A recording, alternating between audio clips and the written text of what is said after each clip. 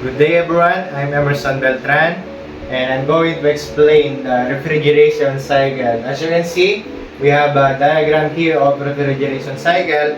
Before that, we have low pressure side and high pressure side. Also, we have vapor side and liquid side. And also, we have the four major components of refrigeration cycle, which is the compressor motor, compressed vapor, and number 2 is the condenser coil, which is it rejects heat. Number 3 is thermal expansion valve, or TXV or TAV, which drop the temperature and pressure of the refrigerant. And number 4 is the evaporator coil, which heat absorber.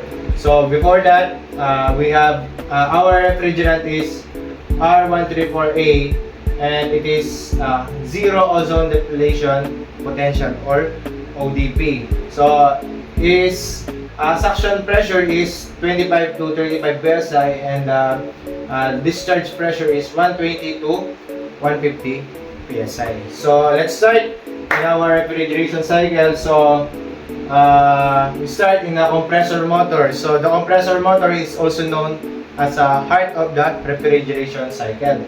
So the compressor will compress the low pressure vapor, and it is at, in our example, is 30 psi, then compress into high pressure vapor, and it is 140 psi. So as the refrigerant go to the condenser coil, then the condenser coil will reject the heat.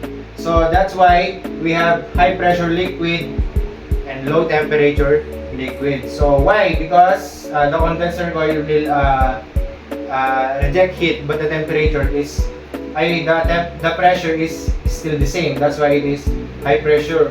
And from vapor to liquid. So then the refrigerant will go to the thermal expansion valve. So from high pressure liquid turns to low pressure liquid, because TXV is known for temperature dropper. So, and from low pressure liquid, the refrigerant will go to the evaporator, then evaporator will absorb heat.